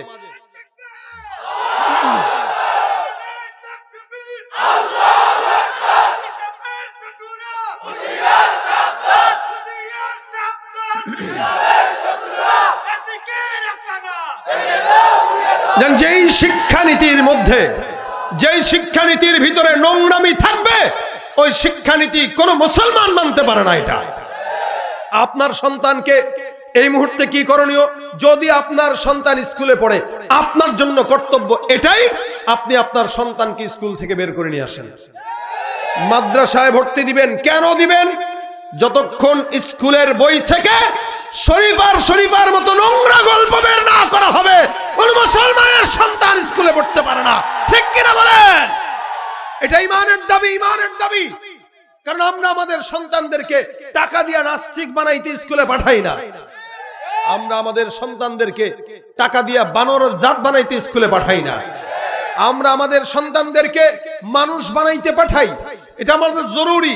এখন জরুরির ভিতরে যদি নাস্তিকতা ঢুকে যায়, ওই জরুরি আমাদের দরকার নাই। কারণ আমাদের কাছে ফরজ আছে। যেহেতু ফরজ আমাদের হাতে আছে, জরুরিরে আমরা কেয়ারই করি না। কি পাগল ছাগলের মতো শুরু হয়ে গেল। এমনিও প্রেম প্রীতির জ্বালায়, পোলাপানের জ্বালায় টিকি না আমরা। এরপরে আবার শরীফার গল্প বেরোইলে আরো তো বাড়বে। এটা কেউ মেয়ে মনে করলে মনে মনে সে মেয়ে। কি আজীব ঘটনা এগুলো। মনে করেন এলাকার গ্রামের মধ্যে কেউ গল্প মারতেছে, দুইটা সেরাসেরি বসে, আপনি মুরব্বী মানুষ যাই করলেন, এই তোমাদের এরকম লজ্জা শরম নাই, রাস্তায় বসে বসে এগুলো করো। আপনি বলেন, ভাই আমি তো কালকেও ছেলে ছিলাম, আজকে আমি এই মুহূর্তে নিজের মেয়ে মনে করতেছি। কি হইতে পারে না? দান্দার জন্যই না সেগুলা করতেছে। কদিন পরে বলবে, আমরা মহিলা হোস্টেলে সিট চাই। কেন সিট চাও তোমরা মহিলা হোস্টেলে? আমরা এখানে যারা দাবি করতেছি, আমরা সবাই নিজের মেয়ে মনে করতেছি, আমরা এখন আর আগের মতো নাই। কি আজীব হাল। কেউ স্কুলে কিছুদিন পরে ডারউইনের মতবাদ দিয়া বানর বানাইতে চায়, আবার কেউ আলু ভর্তা শিখায়। আলু ভর্তা কেমনে বানায় জানো? পানি নাও, আলু ভর্তা নাও, একটু সিদ্ধ করো, মরিচ দাও, পেঁয়াজ দাও, লবণ দাও, তোর মাখাও। আর গাধা এটা শেখার জন্য স্কুলে যাওয়া লাগে? এটা আমার একটা ছোট্ট আছে বাচ্চা, এটা খালি যা পায় আসার দেয়, খালি যেটা পায় আসার দেয়।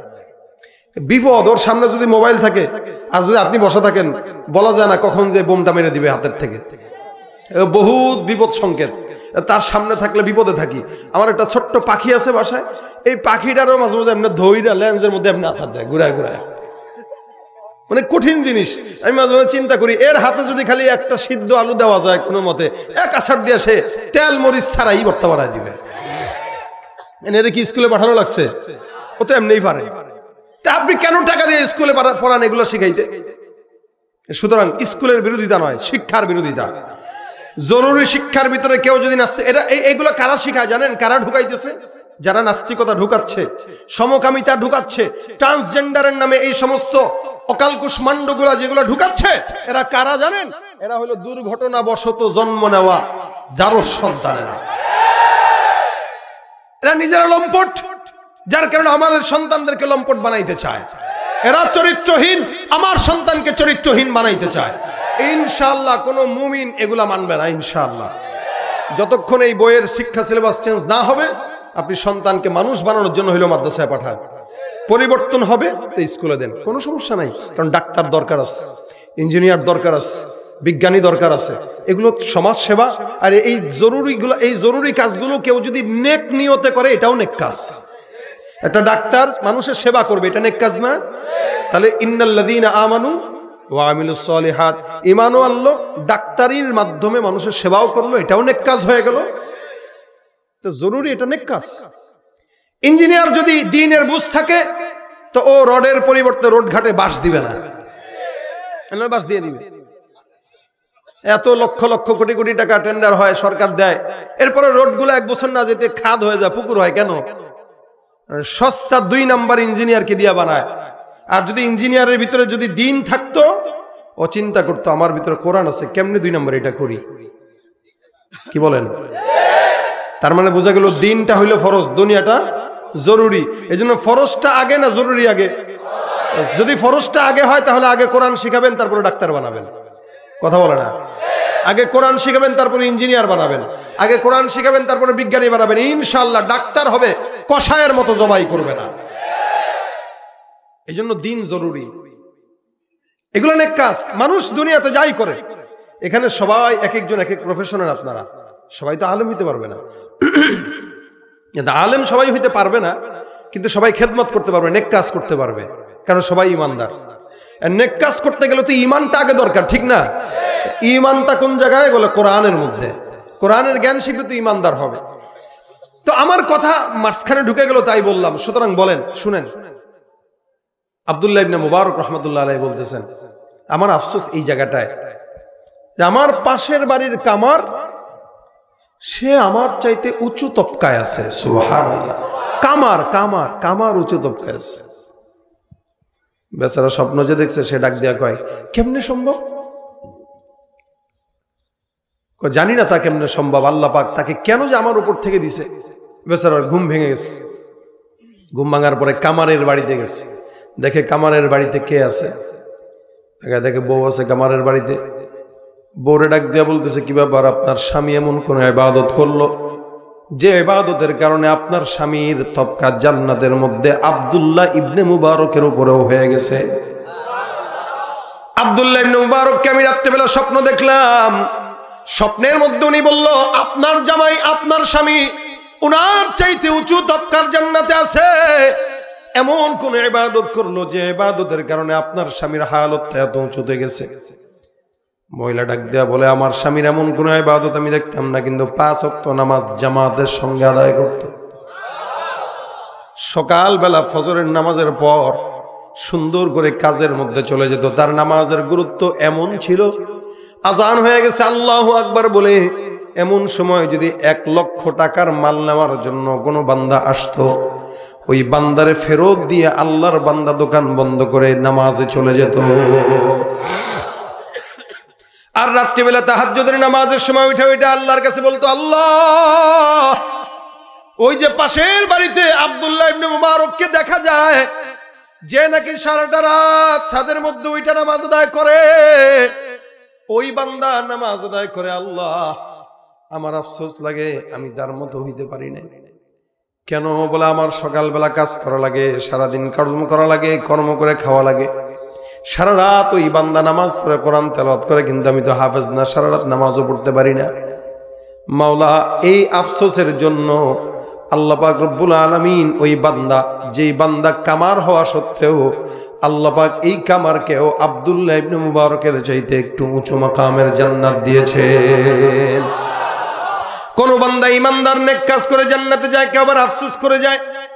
আপনি কেউ আলেম হইল, আপনি হইতেও পারেন নাই, আফসোস নিজের মধ্যে, হায় হায় আমি যদি আলেম হইতে পারতাম তো কতই না ভালো হইতো, কিন্তু পারি নাই।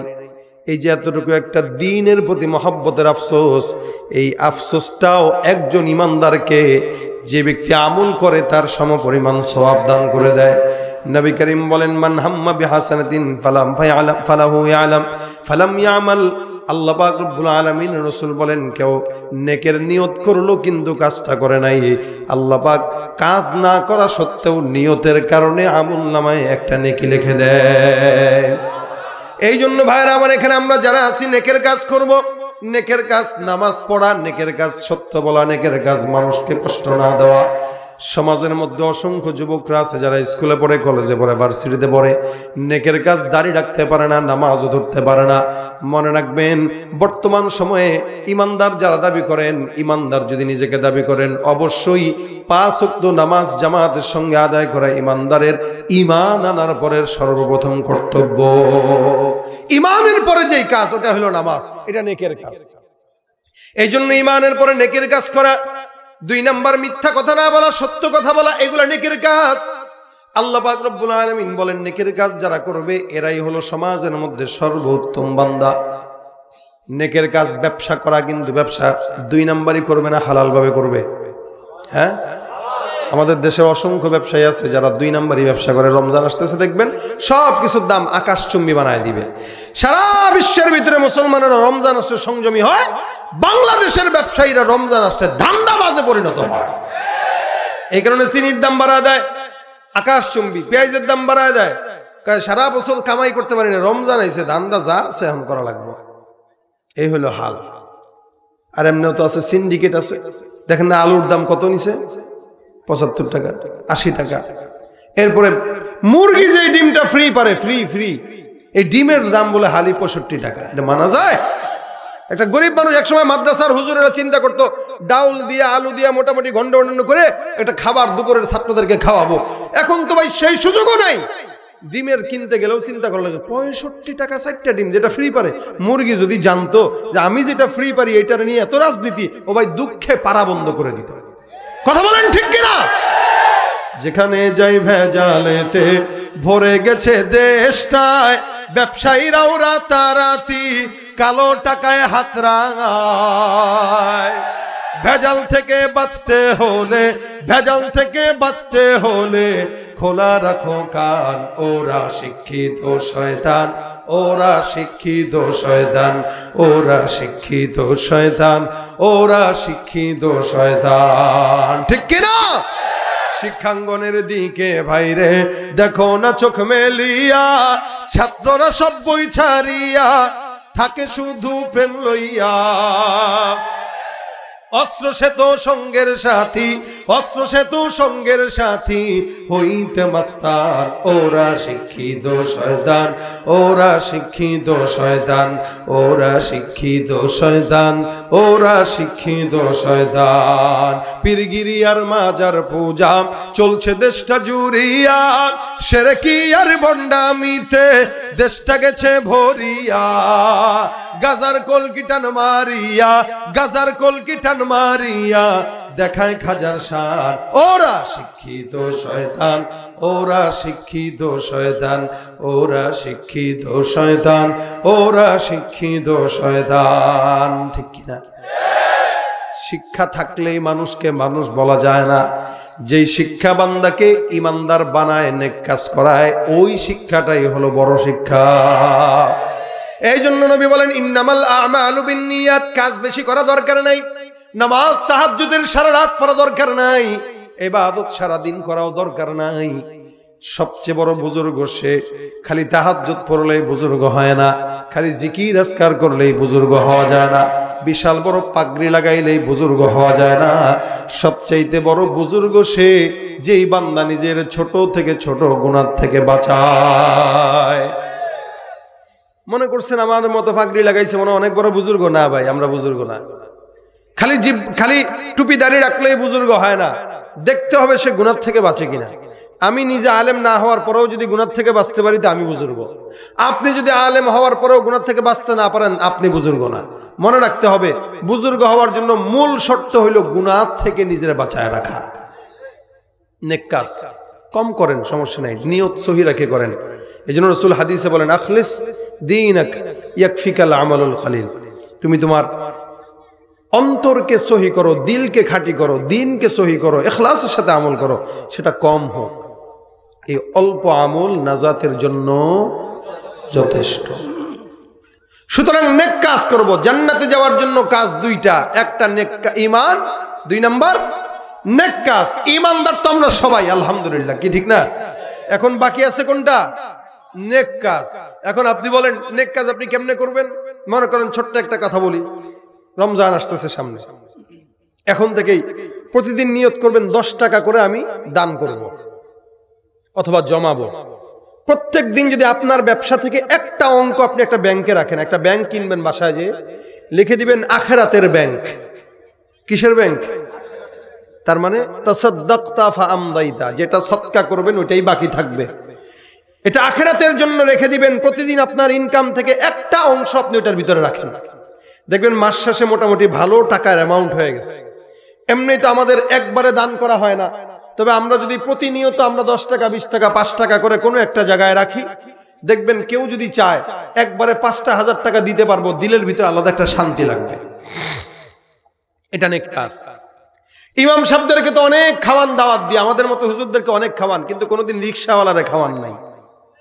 একটা রিক্সা উঠছেন, কাকারে জিজ্ঞাসা করবেন দুপুর বেলা হয়ে গেছে কাকা 2টা বাজে ভাত খাইছেন?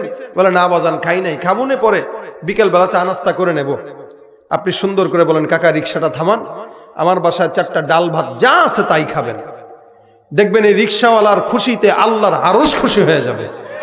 কারণ ওলামা একরামদেরকে সবাই দাওয়াত দেয় মোহাব্বত করে, রিক্সাওয়ালারে কেউ দেয় না, অটোওয়ালারে কেউ দেয় না, রাস্তার ফকিরকে কেউ দেয় না। এটা বড় নেক কাজ। রাসূল বলেন আতঈমুত তাআম, মানুষকে খাবার খাওয়াও, এটা নেকের কাজ।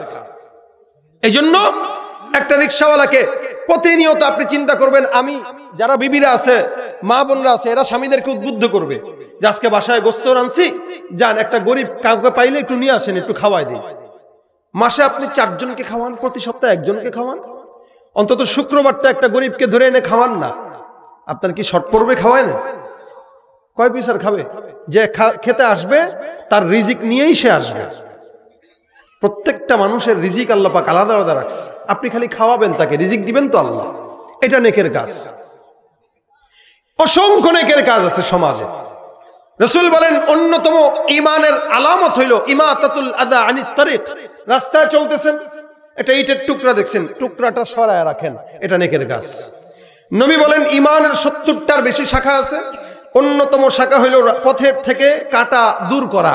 অর্থাৎ আপনি দেখতেছেন এই কাঁটাটা থাকলে কারো গাড়ি স্লিপ খাইতে পারে, এই ইট থাকলে কেউ আঘাত পাইতে পারে, এটা সরায় দেন। নবী বলেন এটাও ঈমানের একটা অংশ।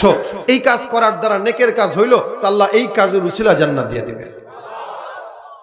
এটা উদাহরণ দিয়ে 3টা কথা বললাম আর কি আপনাদেরকে। এই 3টাই যদি মানতে পারেন তাহলে তো আলহামদুলিল্লাহ কামিয়াব নেক কাজ এগুলো।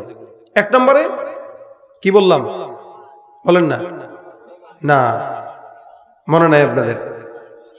বলছি 1 নম্বরে যেটা বান্দাকে মাঝে মাঝে খাওয়াবেন। বান্দারে কি করবেন? খাওয়াবেন। তারপরে কি বলছি? টাকা জমাবেন আখিরাতের জন্য। কাজ কার জন্য? আখিরাতে। তারপরে কি বললাম? পথের কাঁটা দূর করা। এই যে 3টা কাজ সৎকার জন্য আপনার প্রত্যেক দিনের রোজগার থেকে। রিক্সাওয়ালা সকালবেলা প্রথম যে টিপটা মারলেন, ওই টিপ থেকে যদি 30 টাকা হয় 10 টাকা রাখবেন। 10 টাকাও যদি হয় 10 টাকাটাই রেখে দেন, এটা বরকত। আপনি কল্পনাও করতে পারবেন না এই 10 টাকার বিনিময়ে আল্লাহ পাক কত টাকা আপনাকে দিবেন। এটা দানের নিয়তে রাখবেন। কেন? আমরা ব্যাংকে মাঝে মাঝে টাকা রাখি, যদি বিপদে পড়ে যাই টান দিব, নগদে, অন্য অন্য বিকাশে, যাই কিছু আপনারা ব্যবহার করেন। এগুলোতে তো টাকা রাখেন, ব্যাংকের অ্যাকাউন্টে রাখেন, মোবাইল ব্যাংকিং আছে। এটা আপনার শক্তি যে আমার অ্যাকাউন্টে একটা টাকা আছে, 5,000 হোক, 10,000 হোক, 20,000 হোক, এখান থেকে বিপদে পড়লে আমি টান দিয়ে উঠায় খরচ করব। কিয়ামতের ময়দানে অসংখ্য বান্দারা যখন জান্নাতে যাওয়ার জন্য আটকায় যাবে, ওই টাকাটা আল্লাহ পাক টান দিয়ে আপনাকে জান্নাত দিয়ে দিবে। টান দিবে, ওই সদকাটা টান দিবে, হয়তো 10 টাকা, কিন্তু ওইটা টান দিবে আল্লাহ। এই জন্য প্রতিদিন নিয়ত করে 10 টাকা হোক, 20 টাকা হোক রাখবেন। 2 নাম্বার, মানুষদেরকে খাওয়াবেন, মেহমানদারি করাবেন। 3 নাম্বার, পথের কাটা দূর করবেন। রাস্তায় চলতেছেন, স্কলার সুলকা আছে, বাস ছেড়ে দেন। এটা রজব মাস শেষ হয়ে যাচ্ছে, কিন্তু কালকেই শেষ হয়ে যাবে। তারপর দিন থেকে শাবান। রাসূল দোয়া করেছেন, আল্লাহুম্মা বারিক লানা ফি রজব ওয়া শাবান আবাল্লিগনা রমাদান। রাসূল দোয়া চেয়েছেন, আল্লাহর কাছে হায়াত চেয়েছেন যেন রমজানে নেকের কাজ করতে পারে। এখন থেকে নেকের কাজগুলো শুরু করেন, সারা রমজান পর্যন্ত করবেন ইনশাআল্লাহ। একটা নেকের কাজের 700 গুণ পর্যন্ত সওয়াব আল্লাহ দান করবেন। রাজি আছেন করতে নেকের কাজ? আমরা কারা কারা এই 3টা কাজের একটা করতে পারবো ইনশাআল্লাহ? আল্লাহ আমাকে আগে তৌফিক দান করুক, আপনাদেরকেও তৌফিক দান করুক। আমি নিয়ত করছি ইনশাআল্লাহ। আমি গতকালও আমার বিবির সাথে মাশওয়ারা করতেছিলাম যে মেহমান তো অনেক খাওয়াই, আলহামদুলিল্লাহ। আমার বাসায় মাসের মধ্যে 30 দিনের 20 দিনই মেহমান থাকে, মানে আসা যাওয়া, খাওয়া দাওয়ার, আমার সবসময় বাসায় রান্না চলে। আমি দেখি আমার ঘরের চাউল কোনোদিন শেষ হয় না। যে ব্যক্তি মেহমানদারি করায় তার ঘরের চাউল শেষ হবে না কোনোদিন, আল্লাহ রিজিকে বরকত দেয় থাকে। এই জন্য খাওয়াবেন মানুষকে। এরপর আমি নিয়ত করছি খাওয়াই তো সব বড়দেরকে। ঘরে একটু ভালো জিনিস রান্না করলে বা কোনো একটা উপলক্ষ হইলেই আইবি সাহেবকে ফোন দিই, একটু আশা লাগবে বাসায়, হ্যাঁ খাইতে গেলে কোনো বাধা নাই, বলবেন চলে আসবো। তো বড়দেরকে দাওয়াত দেই, বড় বড় আলেমদেরকে দাওয়াত দেই, খাওয়াই। কিন্তু গতকাল বলতেছিলাম যে দেখো রিক্সাওয়ালাদেরকে খাওয়াই না। কয় হ্যাঁ আমি তো বলি আপনাকে খাওয়াবেন, ডাক দিবেন, আনেন না কেন? আসলে সুযোগ পাই না। তো এই জন্য নিয়ত করছি এখন থেকে আমি কমাস কম যখনই পারবো বাহির থেকে একটা গরিব রে এনে আমার বাসায় খাওয়াবো। এটা একটা নেক কাজ আমি নিয়ত করছি, তাই আপনাদেরকে বললাম। কেন? আপনারাও যেন 10 জনে আমলটা করেন। আপনারা করবেন, আমি আমার বাসায় সওয়াব পাবো। এটা করার জন্য টাকা হওয়া লাগে না। একটা রিক্সাওয়ালাও আরেকজন রিক্সাওয়ালাকে খাওয়াইতে পারে, কারণ ঘরে তো সবাই ভাত খায়। তার সাথে মাছ গোস্ত দিয়া। এখন আমাদের সমাজে জানেন মেহমান কমে গেছে কেন? ওই যে কারো বাসায় যেতে গেলে চিন্তা করে বাপরে বাপ ফল 5 আইটেমের নেওয়া লাগবে। গেছে একবার মাসে বেতন পাই হলো 10,000, নিচে ফল 2,000, থাকে কি আর? এজন্য সেও যায় না। আর যার কাছে যায় সে চিন্তা করে আল্লাহ গো আল্লাহ কতদিন পরে আসতেছে, 10 আইটেমে কি আর হয়? 20 আইটেম করা লাগবে। সে নিজের উপর জুলুম বানায় নিছে, যে যায় সেও নিজের উপর জুলুম বানায় নিছে। এই জুলুমের কারণে এখন মেহমান যায়ও না, আসেও না, খায়ও না। এত আইটেমের দরকার কি? এজন্য মেহমানদারি বন্ধ হয়ে গেছে। এগুলো বন্ধ করেন। মেহমান তার সুন্নত অনুযায়ী 1 আইটেম নেক, কইবেন ভাই কি দরকার ছিল? আর আপনিও মেহমান আসলে 1 আইটেমই রান্না করে খাওয়ান, বলেন ভাই যা ছিল বাস, মেহমানদারি তো মেহমানদারি শেষ। এভাবে যদি শুরু হয় দেখবেন মেহমান কমবে না, সারা বছরই মানুষের মেহমান থাকবে, কারণ কোন পেরেশানি নেই। মেহমান আসে, গোস্ত ওরে বাপরে 700 টাকা 1 কেজি গোস্ত দিয়ে কি হয়? পরে বিবি গো দুধ, সারা বছর খালি মেহমান, ভাল লাগে না এই সংসারে আইসা আমি খালি অজান্তে আর অশান্তি। এমনিই তো মেহমান কমে, এই কারণে এগুলো বাদ দেন, দেখুন মেহমান বেড়ে গেছে। আল্লাহ পাক আমাদেরকে আমল করার তৌফিক দান করুন। এই 2 দিনের প্রোগ্রামে সার্থকতা এখানেই, কেউ যদি আজকের এই প্রোগ্রাম থেকে এই 3টা কাজের যে কোনো একটা কাজ নিয়ত করে ইনশাআল্লাহ আল্লাহ পাক আজকের প্রোগ্রামটাকে কামিয়াবি দান করবে। আগামীকাল আপনারা আলহামদুলিল্লাহ বড় বড় আলোচকদেরকে দাওয়াত দিয়েছেন। আইবি সাহেব তো আছেন, উনি একাই যথেষ্ট। এরপরে কারি সাইদুল ইসলাম আসাদ, ইসমাইল বুখারী সাহেব অনেক চমৎকার আলোচনা করেন। এক একজন ভালো ভালো আলোচক আপনারা দাওয়াত দিয়েছেন। আইবি সাহেব আমাকে বারবার বলছেন, দেখেন এই প্রোগ্রামটা যিনি রাখছেন, এই যে উনার কথা বলছে, উনি অনেক ভালো মানুষ, অনেক সুন্দর প্রোগ্রাম করে। তো এই প্রোগ্রামটা আপনি রাইখেন, একটাই রাইখেন, কিন্তু আর কোনো ডাবল রাইখেন না, গলা টলা ভাঙ্গে আরেক জায়গা থেকে যাবেন, এটা যেন না হয়, খবরদার। তা আমি উনার এই কথার পরে আর কোনো রাখি নাই। গতকাল করছি 3টা, আগামীকালও 3টা। তো মানে আমাদের তো ভাই 2-1টা করে পোষায় না, সময় অনেক, এই কারণে মাহফিলের ব্যস্ততা বেশি, 3-4টা করে করতে হয়। কিন্তু উনার কথায় আমি আজকে আর কোনো প্রোগ্রাম রাখি নাই। সারাদিন রিল্যাক্স থেকে মোটামুটি এশার নামাজ বাসার থেকে পড়ে তারপরে রওনা দিচ্ছি। সুতরাং আপনাদের এখানে আসছি, আগামীকালও আসবে, 2 দিন ব্যাপী প্রোগ্রাম, বড় বড় আলোচক। হয়তো ওনার সাথে ওলামা একরামদের মহাব্বত বেশি, বা এই কমিটিরা ভালো, ওলামা একরামদেরকে তাজিম করে, সম্মান করে, এই কারণে হয়তো বড় বড় আলেমরা আসে। তা আলেম আসলো আর বয়ান করলো চলে গেল, কোনো ফায়দা নাই যদি আমলের নিয়ত না করেন। এই কারণে যা শুনবো সব আমলের নিয়তে শুনবো ইনশাআল্লাহ। আল্লাহ পাক আমাদের এই মজমা কবুল করুক, জানে মালে বারাকাত দান করুক, বলেন আমিন। রব্বানা হাব লানা মিন আজওয়াজিনা ওয়া যুররিয়াতিনা কুররাতা আ'য়ুনিন ওয়াজআলনা লিল মুত্তাকিনা ইমামা। আয় রব্বুল আলামিন, মাগরিব থেকে এই পর্যন্ত গুনাহগার বান্দারা গুনাহের বোঝা মাথায় নিয়ে তোমার দরবারে হাত তুলেছে। মালিক মেহেরবানি করে আল্লাহ আমাদের সকলের গুনাহ খাতা তুমি মাফ করে দাও। আয় আল্লাহ, যা আলোচনা হয়েছে আমল করার তৌফিক দাও। আয় আল্লাহ, জানে মালে ইমানে আমলে হায়াতে রিজিকে বারাকাত দান করে দাও। আয় আল্লাহ, সমস্ত যারা ভাইরা বসছে কেউ নড়ে নাই আল্লাহ, শেষ পর্যন্ত ধৈর্যের সঙ্গে যারা মুনাজাতে শামিল হয়ে বসলো, আয় আল্লাহ তুমি সকলকে মাফ করে দাও। আল্লাহ সকলের মনের নেক আশা পূরণ করে দাও। রব্বুল আলামিন, যা আলোচনা শুনলাম আমলের তৌফিক দাও।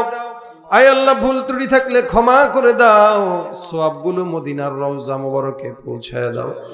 আয় আল্লাহ, মাদ্রাসার উদ্যোগে মাহফিল মাদ্রাসাকে কবুল করে নাও।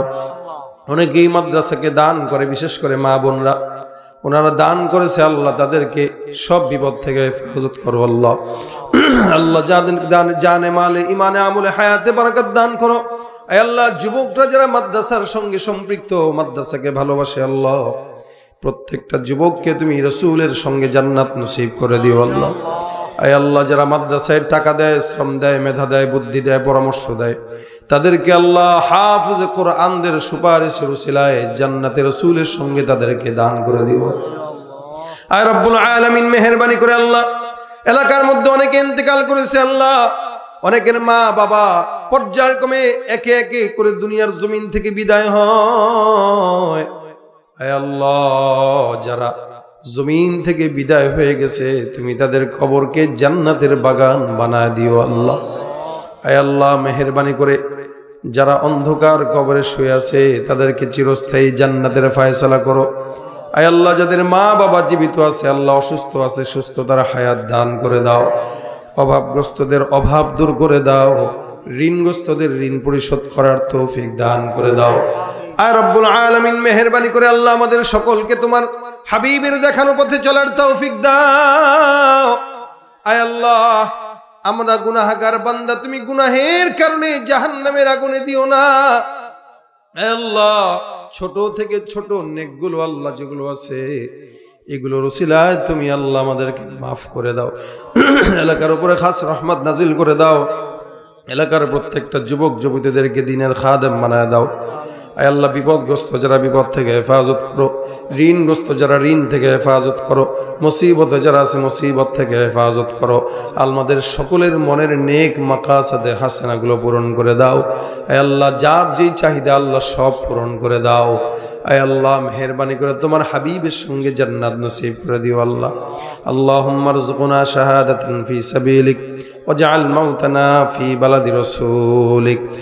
اللهم صل على روح محمد في الأرواح وصل على جسد محمد في الأجساد وصل على قبر محمد في القبور رب ارحمهما كما ربياني صغيرا رب ارحمهما كما ربياني صغيرا سبحان ربك رب العزة عما يصفون وسلام على المرسلين والحمد لله رب العالمين. السلام